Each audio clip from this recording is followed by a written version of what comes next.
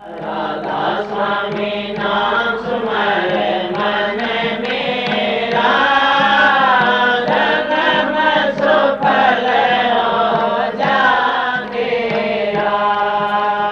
राधा स्वामी नाम सुमर मन मेरा, जन्म सुफल हो जागेरा। राधा स्वामी, राधा स्वामी दयाल की दया, राधा स्वामी सहाय, राधा स्वामी। प्यारे सत्संगी भाइयों, माताओं, बहनों, जितने भी आप सत्संग लाभ के लिए उपस्थित हुए हो, शांति से बैठ के सत्संग का लाभ उठाएं।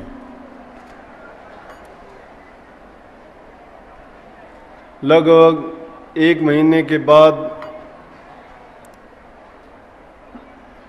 आपको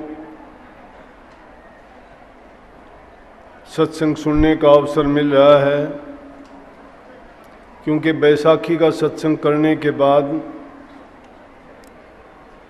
पश्चिमी बंगाल, नेपाल, सिक्किम वहाँ पर सत्संग के कार्यक्रम होने के कारण से यहाँ सत्संग नहीं हो पाए। लेकिन वहाँ दिन में 2-3 सत्संग जरूर होते थे। वहाँ की संगत दूर दराज के इलाके होने के कारण उनके आसपास में कोई दूसरा सत्संग का केंद्र ना होने के कारण वो बहुत कम पहुंच पाते हैं। इसलिए साल में एक बार उनके पास जाना होता है, तो हर शहर में लगभग 2-3 दिन का ठहराव के दौरान 2 या 3 सत्संग रोजाना करने पड़ते हैं।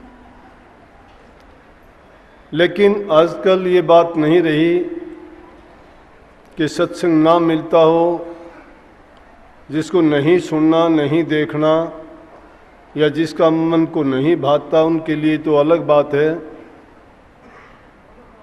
नहीं तो बहुत से साधन ऐसे चले हैं, घर बैठे टीवी में, फोन में आप सत्संग का लाभ उठा सकते हैं। इसके अलावा सत्संग प्रबंधकर्ताओं की तरफ से सीडी, कैसेट और दूसरी ऐसी चिप्स वगैरह चलाई हुई हैं, जिनमें जो भी सत्संग पीछे हो चुके शब्द आराम से आप सुन सकते हैं, उनका लाभ उठा सकते हैं। फिर भी उनमें और इनमें अंतर होता है।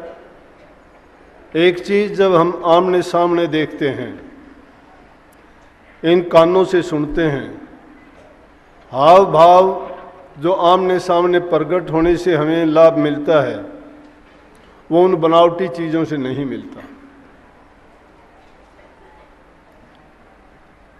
इसीलिए सत्संग के लिए जो निर्धारित नियम हैं, प्रेमियों के लिए ये बात बड़े जोर दे के समझाई जाती है कि जब भी आप सत्संग में जाते हो, सत्संग का पूरा लाभ उठाने के लिए 3 चीज़ों को हमेशा खुला रखो।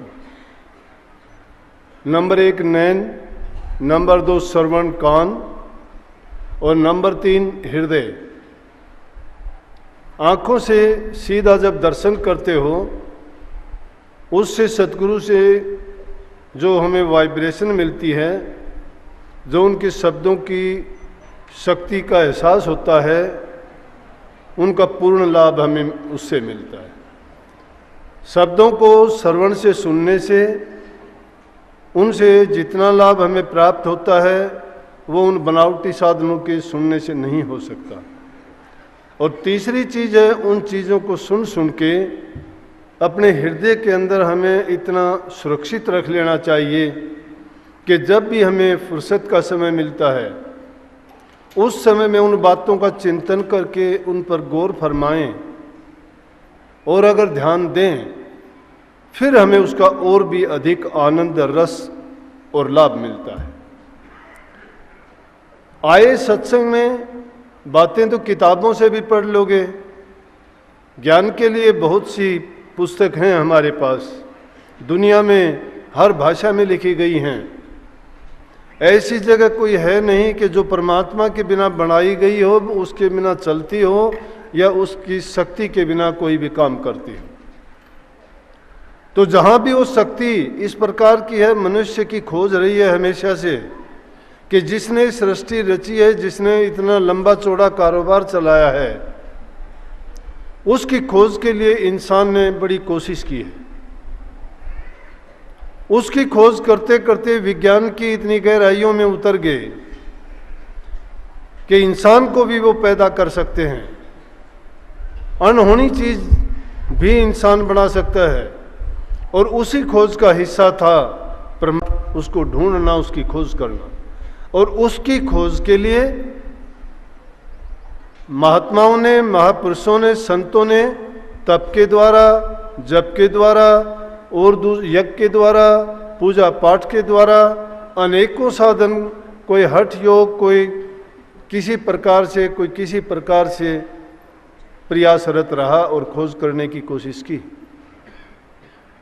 ज्ञान किताबों में बहुत लिख दिया, उन्होंने जो अनुभव किए उसको उतारने की कोशिश की, लेकिन जो चीज एक अनुभव की, संतों ने, महापुरुषों ने इसीलिए कहा कि उस भेद दे के हमें उसके ऊपर चिंतन करने के लिए, स्वयं की खोज करने के लिए, ढूंढने के लिए प्रेरित किया, उसके लिए शक्ति दी। किताबें हमें रास्ता बता सकती हैं, लेकिन हमारे दिल में पड़े हुए भ्रमों को नहीं मिटा सकती।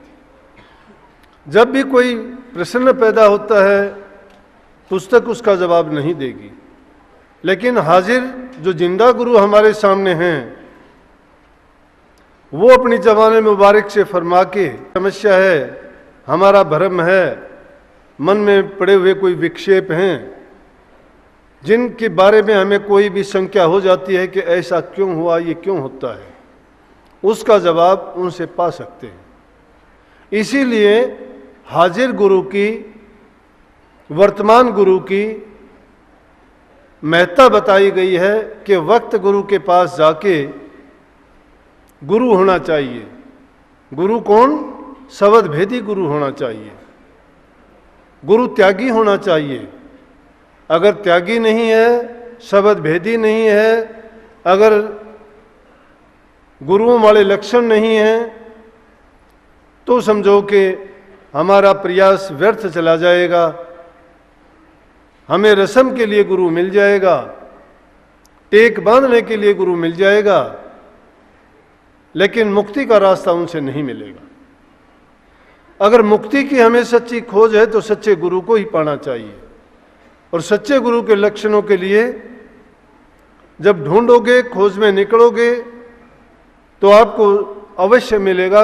सृष्टि में परमात्मा ने सबके लिए, जो भी जिस खोज के लिए निकलता है, सब प्रबंध किए हैं और उनको सबको मिल भी जाता है। लेकिन तुम जब प्रयास नहीं करते तो परमात्मा तुम्हारी मदद नहीं करता। जब तक हम प्रयासरत नहीं होंगे, हमारी कोई मदद नहीं करेगा। परमात्मा भी हमारा कुछ नहीं कर सकता। अजीब बात है, सर्वशक्तिमान होते हुए हमारा कुछ नहीं कर सकता। वो क्यों नहीं कर सकता? हम नहीं करना चाहते। वो तभी हमारा करता है जब हम करना चाहते हैं। जो खुद नहीं किया करते उसका आज तक हुआ हो तो बताओ। इसलिए हमें चाहिए कि वो काम करें कि जिसके कारण वो हमारी मदद के लिए आए। जो अपनी मदद नहीं किया करता, परमात्मा उनके पास नहीं आता। जो उनसे एक कदम दूर हटता है, हजारों कदम दूर चला जाता है, उसको जरूरत नहीं है। इसीलिए तो महापुरुषों ने फरमा दिया कि हिम्मत मर्द मदद खुदा। जब इंसान हिम्मत करके किसी काम में लगता है, मदद करता है। सत्संग में आते हैं, अच्छी बात है, आना नहीं आना क्या लेगा? उसके ऊपर पर्दे चढ़ते चले जाएंगे। जो भी उसने प्राप्त किया था भूल पड़ती चली जाएगी। जो सुधार हुआ था वो वापस उसमें कमी आती चली जाएगी। कोई भी चीज कुछ दिन के लिए आप रख दोगे तो वो उस रूप में नहीं रहेगी। कोई भी चीज हो, कुदरत का नियम है।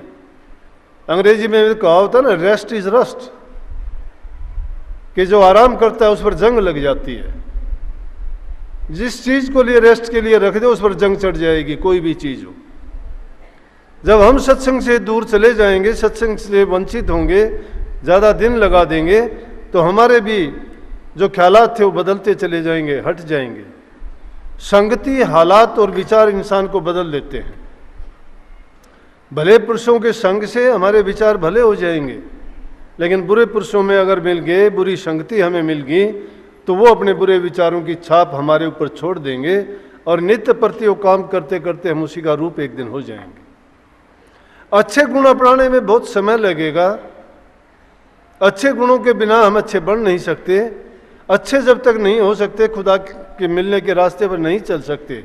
भक्ति का स्वरूप है अच्छा बन जाना, पवित्र बन जाना, मल वक्षेप को दूर भगा देना, मन में निंदा ईर्ष्या जो भरी पड़ी हैं उनसे साफ हो जाना।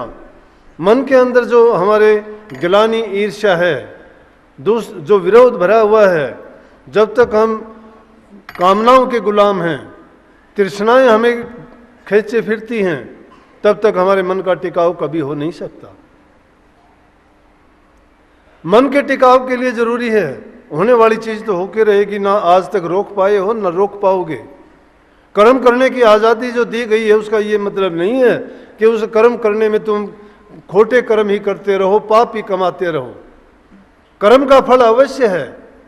अगर खोटे करते रहे तो बुरा परिणाम उसका मिलने के लिए भी आप शक ना करो कि नहीं मिलेगा, मिलेगा। लेकिन अच्छे कर्म करोगे, टाइम जरूर लगेगा, फल जो मिलेगा मीठा मिलेगा। देर अबेर उसमें होगी, परेशानियां मुश्किलात उस रास्ते में बहुत आएंगी, लेकिन उससे जो फल प्राप्त होगा वो इतना सुखदायक होगा, इतना गुणकारी होगा कि हमें सदा के लिए इस कालजाल से बचा देगा। और वो समर्थ साईं के बिना नहीं हो सकता।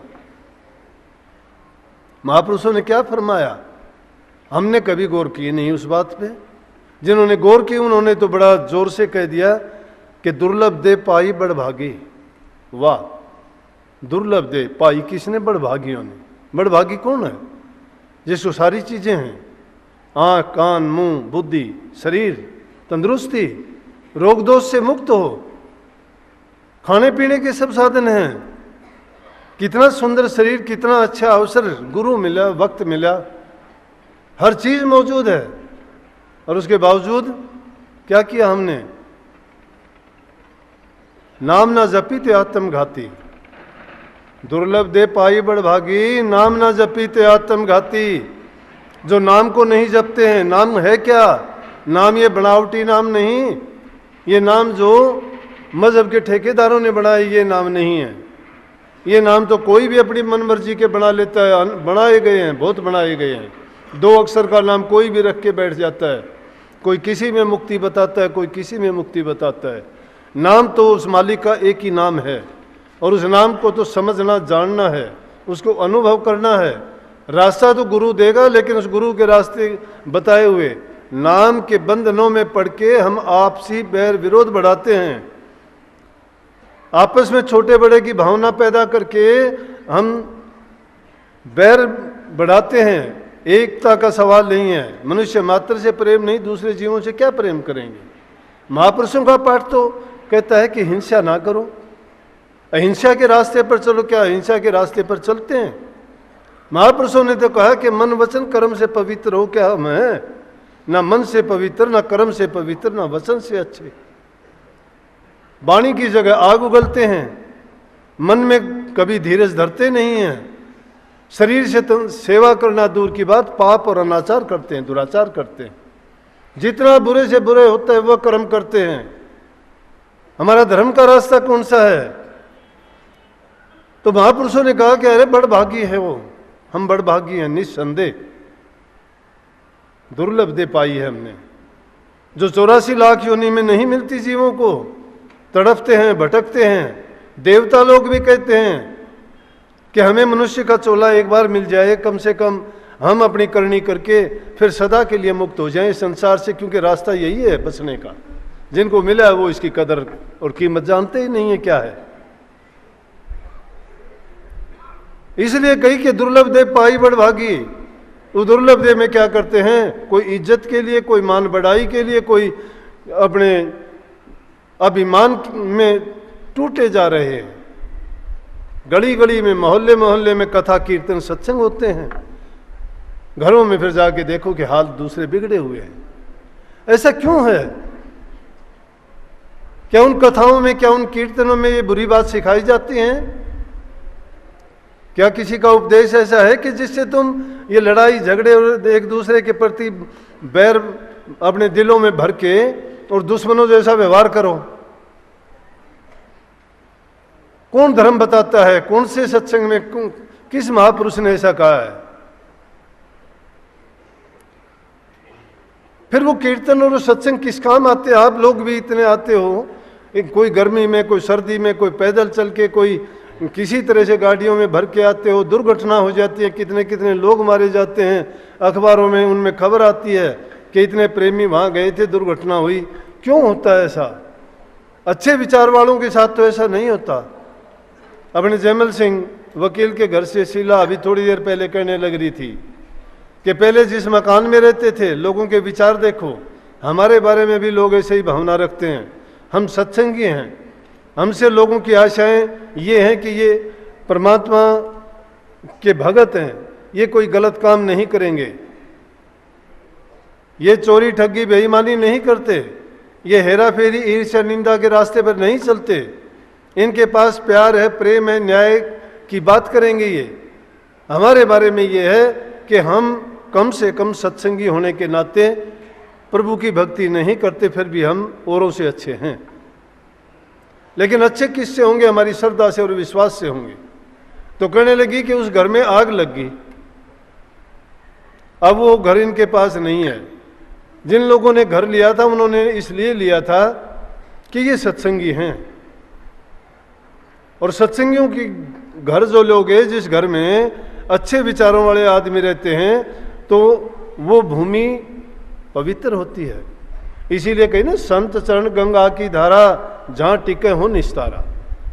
संत चरण 68 से उत्तम भूमि पवित्र जहां पग धरते। ये भूमि भी बड़ी पवित्र है। कहां से निकल के देखो, इस जंगल में मंगल, कितने भक्तों ने यहां प्रसाद लिया, कितनी शुद्ध और पवित्र वाणी यहां सुनी जाती है, बोली जाती है। कोई भी निंदा की, बुराई की कोई बात नहीं होती। बिना पवित्र भूमि के ऐसा होता है क्या?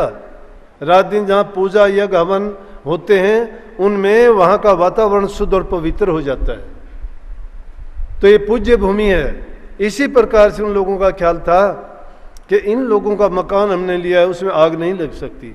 बोले इनके घर तो गुरु आते रहे हैं, बड़े महाराज जी भी आते थे, ये भी आते हैं, इसमें तो आग नहीं लगनी चाहिए।